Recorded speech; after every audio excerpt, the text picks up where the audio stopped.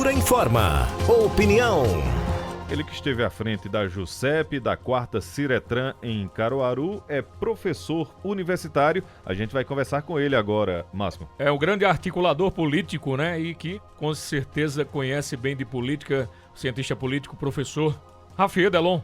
Boa tarde, Rafier. Boa tarde, Rafier. Boa tarde, André. Hoje, de modo especial, né, saudar esse grande amigo, esse grande comunicador, viu? Deu um show lá no São João da Serra Negra, viu? Um grande vocal, que é o nosso amigo Máximo Neto. Boa tarde a todos vocês. Gratidão pela gentileza, amigo.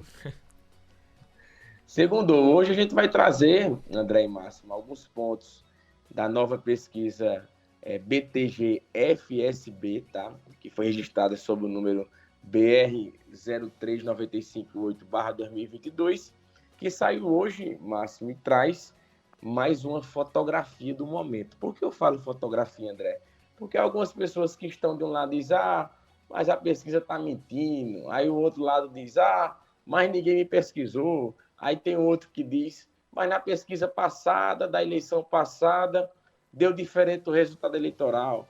Então é importante, sempre antes da gente comentar qualquer pesquisa, André e Máximo, a gente saber o seguinte: primeiro, cada instituto tem sua metodologia, tá? Cada instituto tem sua forma de fazer a pesquisa. Por exemplo, essa de agora, que a gente vai comentar, foram ouvidas mais de 2.000 pessoas por telefone. Aí tem gente, claro, que acha que por telefone vai dar uma metodologia X e ela presencial vai dar a metodologia Y. E o que é bom de tudo isso, André, é que vivemos numa democracia e, obviamente, a gente tem a liberdade de expressão. Semana passada a gente comentou sobre isso, que foi o dia da liberdade de expressão. Então, a gente comenta os fatos dos momentos. Nessa pesquisa de hoje, de modo específico, coloca no primeiro turno o ex-presidente Lula, do PT, com 44%, o Bolsonaro, que é o atual presidente do PL, coladinho ali com 32%, o Ciro Gomes, do PDT, com 9%, a Simone Tebet, do MDB, com 2%, o André Janones, do Avante, com 1%, o Felipe Dávila, do Novo, com 1%, Eimael, do Democracia Cristã, Vera Lúcia, do PSTU, Sofia Manzano, do PCB, Luciano Bivar, do União Brasil, Leonardo Pérez, do UP, União Popular, e o Pablo Massal, do PROS, com 0%. Então é importante ressaltar todos esses nomes, Máximo e André, porque para a gente saber que não tem apenas 2 candidatos a presidente da República. Por mais que nós saibamos que existe uma polarização muito clara do processo, e a tendência é que isso permaneça, a tendência é que isso se afunilhe a partir do momento que chegar realmente a campanha propriamente dita, André. É importante, Máximo, saber que nós temos cerca de uma dezena ou mais, uma dezena de candidatos, de pré-candidatos a presidente da República. Então, se vai ter a probabilidade de êxito ou não, aí é outra história, mas dentro da democracia republicana que nós vivemos no Brasil, dentro de um conglomerado de mais de 3 dezenas de partidos políticos, os partidos acreditam que é necessário colocar o seu candidato para que, levando aquela máxima que o Máximo conhece muito bem, que time que não joga não tem torcida, obviamente eles colocam os nomes. Se isso vai ter um apelo popular, se isso vai ter um crescimento durante o período eleitoral, aí é outra história. Porém, o momento atual, de acordo com a pesquisa a qual a gente já citou, já citamos também a referência, de acordo com o Instituto FSB, contratada pelo banco BTG Pactual, que é um banco conhecido a nível nacional, o caminho hoje é para uma polarização entre o ex-presidente do PT e o atual presidente do PL. E se isso vai dar sequência ou não, só os próximos dias irão nos responder.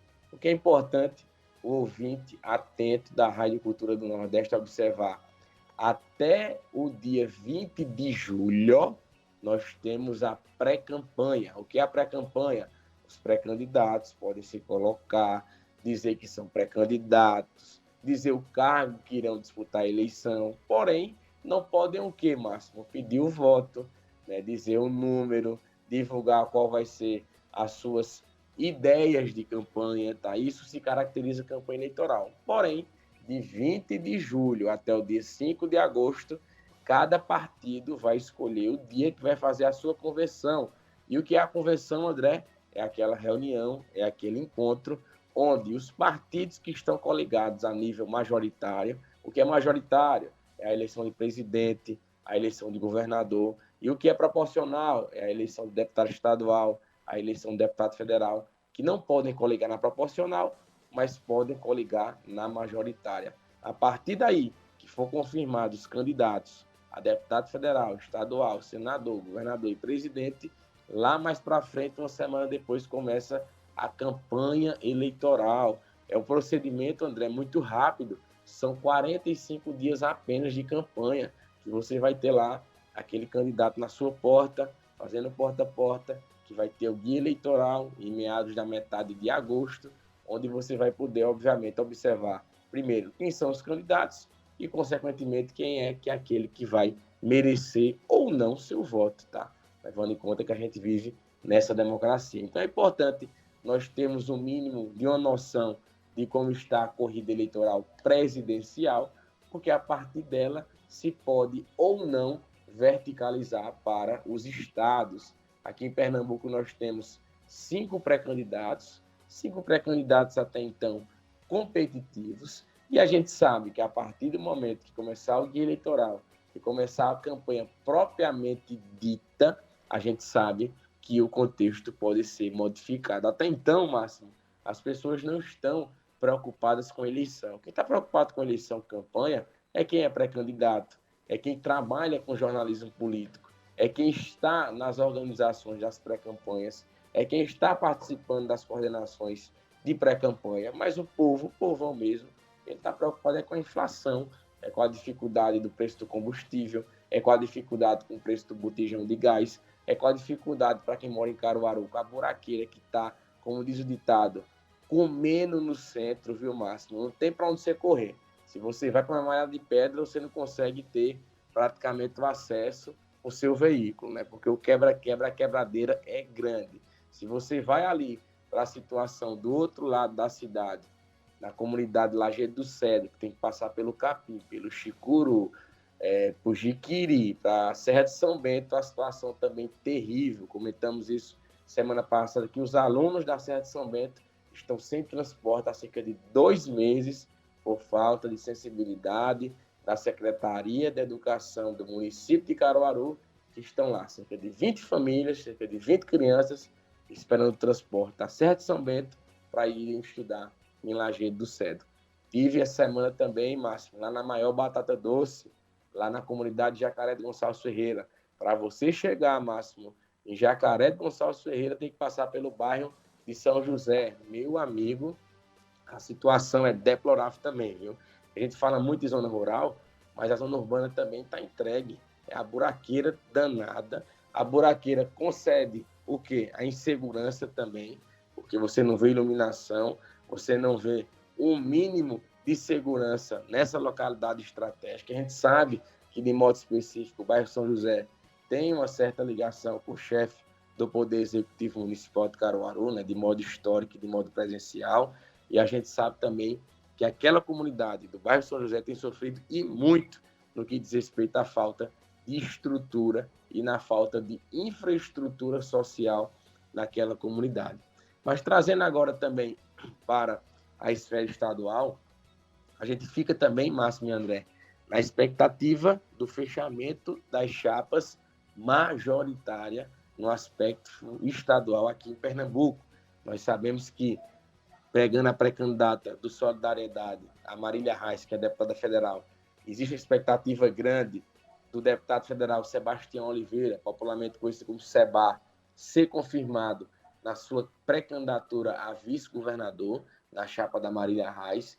Quando você traz para a pré-candidatura do Danilo Cabral, que é o candidato do governo do PSB, a gente sabe que existe também uma expectativa grande de quem pode ser esse nome. E olha que tivemos uma novidade no aspecto de pré-campanha, que foi o Tribunal Regional Eleitoral suspender, Máximo, as inserções partidárias do PSB, que tinha Danilo Cabral como protagonista. O que é inserção? São aqueles comerciais, aqueles flash que passam durante o período que você está assistindo a novela, que você está assistindo algum jornal na televisão. Então, aquilo é uma lei nacional que os partidos políticos têm direito, cada partido a depender, claro, da sua bancada federal, estipula o seu tempo de televisão e, consequentemente, o número de inserções partidárias, e o TRE, acatando o pedido de outro partido político, suspendeu as inserções partidárias do PSB, que tinha Danilo como protagonista, levando em conta que poderia se caracterizar como campanha antecipada. Já a ex-prefeita de Caruaru, Raquel, do PSDB, também ainda não confirmou quem vai ser o seu companheiro ou a sua companheira de chapa majoritária, mas existe a expectativa aí grande da deputada estadual Priscila Krause, do Cidadania, ser a sua companheira de chapa majoritária nesse contexto. Para finalizar, o Anderson Ferreira, né, que é o ex-prefeito de Jaboatão, espera ter uma mulher, assim como também o pré-candidato União Brasil Miguel Coelho, ex-prefeito de Petrolina, para ser suas companheiras de chapa no que diz respeito à eleição governamental. O tempo está se esgotando, né? Até o dia 5 de agosto muita coisa pode acontecer, mas nas entrelinhas o jogo interno está acontecendo e não pode deixar de ser comentado. E para finalizar, da esfera federal, que eu não falei também, o João Dória parece que já se conformou e vai voltar, André, para a iniciativa privada.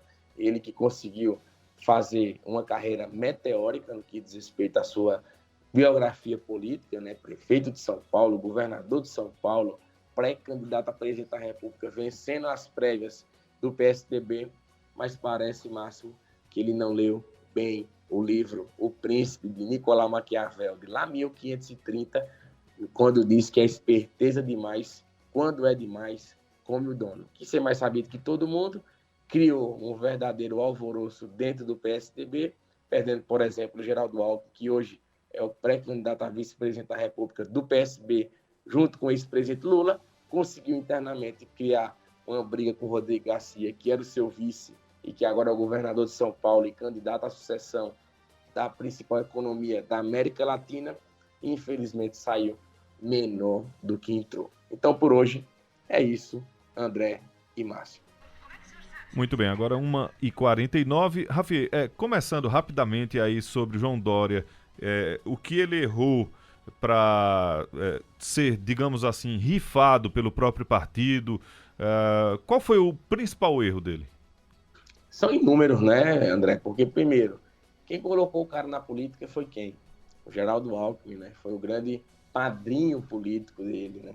Colocou ele, apresentou ele que, claro, que tinha uma carreira consolidada no meio empresarial, né? Presidia o Líder a nível nacional, que é um grupo de empresários, é um grupo que envolve o PIB de São Paulo, o PIB nacional, e depois que ele criou asa, né? Depois que ele se tornou prefeito de São Paulo, começou a ter umas divergências internas com o Geraldo Alckmin, tá? Inclusive colocando ele a reboque como segundo plano. O tempo passou, ele foi eleito governador de São Paulo, inclusive com aquele velho slogan, né? Bolsodória, ou seja, casando a eleição presidencial com a eleição governamental de São Paulo. Passou a eleição, ele também rompeu mais uma vez com o presidente da República. E nesse intercalado de linha, tinha o padrinho dele, candidato a presidente do Brasil, que era o Geraldo Alckmin, que ele fez corpo mole, que ele não se envolveu, que ele não teve um interesse que até então seu padrinho tinha tido lá atrás na sua candidatura a prefeito de São Paulo. O tempo passou mais uma vez e o Geraldo Alckmin tinha o interesse de ser candidato a governador, sucedendo o próprio João Dória no governo do estado de São Paulo.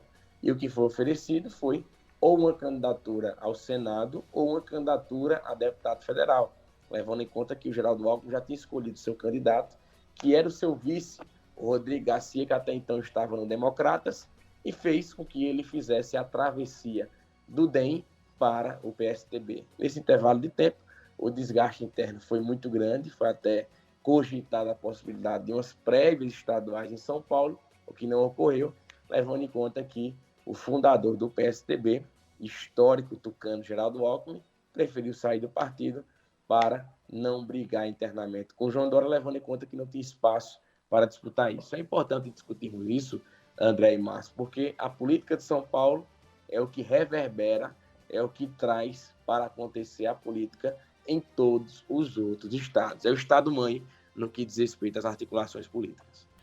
A gente sabe que, Rafi, ter ambição até certo ponto é muito bom, porque aí a pessoa consegue galgar realmente alguns degraus graças à sua ambição. A ambição de evoluir, a ambição de prosperar, são ambições saudáveis. Mas quando a pessoa ambiciona demais e quer ser mais do que o seu próprio padrinho ou do que o seu próprio criador, a situação fica difícil. Foi o caso do João Dória, que excedeu nessa questão da ambição e acabou, inclusive, excluindo do seu convívio pessoas que lhe deram a mão e que fizeram com que ele se tornasse quem ele se tornou, como o caso do Geraldo Alckmin e também pelo Bolsonaro. Você acha que ele pecou por esse excesso de ambição em demasia? Não tenha dúvida, Máximo, não tenha dúvida. A esperteza, quando é demais, come o dono. E a fatura, em algum momento, vai chegar. Nem nada na vida, nem muito menos na política, a gente consegue fazer sozinho, tá? Tudo é fruto da coletividade, tudo é fruto da pluralidade, principalmente quando se trata de política, né? O político sozinho, o candidato, só tem um voto. Ele vai precisar de quê, Máximo? De uma articulação para conquistar pessoas, né? Para, assim, consequentemente, ter o seu êxito eleitoral. E nesse aspecto, o João Dória conseguiu uma façanha impressionante, que foi se isolar depois de ter sido até então o principal nome do PSDB a nível nacional, como falei, numa carreira meteórica, mas que infelizmente quis atropelar todo mundo e ficou onde ficou no momento de hoje. Aqui no WhatsApp, o Davi Risselli está dizendo: onde estão os agentes da autarquia de mobilidade que não estão na feira organizando o trânsito? Quando se precisa deles, eles somem mais ainda. Davi Risselli, do Indianópolis, mandou uma foto aqui, tem uma retenção de veículos, tá dizendo que é na altura lá do Sesc, tudo travado, um caos total. Mensagem aqui do Davi reclamando da ausência dos agentes da autarquia de mobilidade ou autarquia de trânsito. Falar essa situação de trânsito, desculpa, Rafael, te atrapalhando um pouco. Falando dessa situação de trânsito, é cada vez mais difícil a situação em Caruaru. Não tem uma rua sequer que não tenha um buraco. Para quem é proprietário de veículo, meu amigo, eu vou dizer, é complicado. Esperemos aí que o pessoal possa rever essas empresas que estão realizando esse serviço de manutenção aqui em Caruaru, porque tapa o buraco, basta uma chuva, acabou, meu amigo, volta a estaca zero, volta tudo como estava antes. Então, é um alerta que se faz aí, porque a situação é difícil e quer queira, quer não, isso é nosso dinheiro indo literalmente pelo esgoto por água abaixo. Outra coisa também foi a situação vivida este fim de semana lá no espaço ali da estação ferroviária, né? Um projeto de engenharia que foi feito há 100 anos atrás, da construção da estação ferroviária, ou quase 100 anos atrás, da construção da estação ferroviária, existiam ali as galerias de águas pluviais, né? Para que houvesse o escoamento da água da chuva. E aí veio o pessoal com esse novo projeto de engenharia, entupiram tudo. Meu amigo, deu 2 palmos d'água ali dentro da estação ferroviária. Então, o estudo da engenharia tem se modernizado cada vez mais, fazendo com que a água evapore, né? Para que não haja a situação ali. Ou o pessoal de 100 anos atrás estava muito errado em ter feito aquele projeto inicial, né? Não tenha dúvida, Máximo. Aqui para nós, que fique só entre a gente da Rádio Cultura, como eu sempre comento. Sim. Mas a situação é delicada, viu? Primeiro ponto ali, a situação quando dá um mínimo de chuva ali na área da estação ferroviária, escoamento zero, tá? Parece que o engenheiro, não sei se pegaram alguém que não tinha o mínimo de noção técnica do contexto, mas a situação é delicadíssima, tá? Se você pegar ali também a Rua São Sebastião, a situação é do mesmo jeito, tá? E soma-se ainda com a situação do lixo, tá? A gente tem escutado aqui, recebido muitas mensagens que a Rua São Sebastião é um lixo só, tá? No que diz respeito a não ter um mínimo de cuidado, de preparo, e principalmente depois das festividades juninas, que você sabe que envolve todo tipo de movimentação. E para complementar a fala do ouvinte, André, ele falou em relação à MTTC, né? Primeiro, quem esteve no Alto do Moura esse final de semana, Márcio, viu a falta de organização pesada no que diz respeito ao fluxo, tá? E a culpa não é dos agentes, a culpa é do comando da autarquia municipal. Ou melhor, que não existe comando, né? Você não vê nenhum direcionamento da antiga Destra. Os agentes ficam refém de uma gestão que não tem o mínimo de noção, Márcio, do que é a política pública de trânsito, e obviamente quem fica a mercê disso é o Folião Junino, tá? Eu tive lá na Avenida Leão Dourado esse final de semana, né, de modo específico ontem, a famosa conhecida como Caminhada do Cuscuz, tá, historicamente conhecida, sim, e não tem ordenamento nenhum no trânsito, uma desorganização imprescindível, uma falta de comando da autarquia municipal de trânsito do nosso município. A gente precisa ver um coordenador da MTTC na rua, não é no ar-condicionado não, viu, Márcio? Sim. É no meio do povo, organizando, ordenando e fazendo o tráfego fluir, porque fica realmente uma casa da Mãe Joana, as imediações do Alto do Moura, as imediações da Avenida Leão Dourado, as imediações da estação ferroviária. É terra sem lei, é terra sem comando, você não vê nenhum tipo de direcionamento. O coitado dos agentes ficam limitados no que diz respeito ao trabalho, porque não tem nenhum tipo de articulação nesse sentido. Então ainda temos aí mais 2 ou 3 finais de semana de organização. Pelo amor de Deus, Márcio, vamos organizar esse negócio. O Rafi, a gente está quase finalizando, o programa da sequência é uma reprise, o Cultura Entrevista. O seguinte, o Davi está dizendo que a rua São Sebastião está travada também. Ele disse que 22 minutos do Sesc até o Sagrado Coração. O Gil Ferreira, conhecido como Gil Bobinho. Exatamente, está dizendo... E de bobinho não tem nada. Exato. Está dizendo, boa tarde, amigos. A operacionalização dos acessos da cidade de Caruaru está um absurdo. Não tem para onde correr, nem na cidade, nem na zona rural. Não sei se vocês lembram, mas a justificativa para o atraso da obra da estação foi dito pelo secretário na época que seria por conta da drenagem. E para a conclusão desse raciocínio aí do Gil, eu me lembro de um antigo estudioso do trânsito aqui da capital do Agreste, que ele passava as informações, inclusive, o pessoal até taxava ele de louco, né? Que ele andava, ele era francês, se não me falha a memória, estudou o trânsito por muito tempo aqui em Caruaru. Todos esses projetos parece que estão com a família e que ele fez um estudo que era um estudo para 50 anos à frente, ninguém absorveu isso. Aí os inventores da roda vieram para mudar e que não mudou nada, só mudou para pior. Exatamente, Máximo. E mais, qual é o dia de hoje? Além de ser Santo Antônio, é dia de quê? De feira, segunda-feira. A gente sabe que de ontem para hoje a cidade cria um travamento completo no trânsito. Então, será que existe o planejamento de na sexta-feira, na quinta, saber, a gente tem final de semana de São João, é pegado o trânsito, é pico, a situação é delicada. E no domingo já começa a preparar tudo para a feira, que estrategicamente é no centro da cidade, no coração também. Então não tem organização, não tem planejamento, não tem organograma, não tem um comando, é terra sem lei e o piloto sumiu. Rafi, para a gente encerrar, agora já agradecendo a sua participação, e você vai voltar, se Deus quiser, no sextou. Só vou ler aqui para o seu conhecimento, mensagem aqui do Eduardo Mendonça, presidente do Sismu, que está dizendo, boa tarde, André, Máximo e Rafiê. Lembrando que o ex-prefeito João Lira fez um alto investimento na drenagem do Largo da Estação, enquanto foi prefeito de Caruaru. Rafiê, o nosso muito obrigado e até o sextou. Eu que agradeço, um abraço especial a você, André, a nosso amigo Máximo e a todos os amigos da Rádio Cultura. Uma ótima semana e até sexta-feira que vem. Um abraço. Valeu, Rafi, um abraço.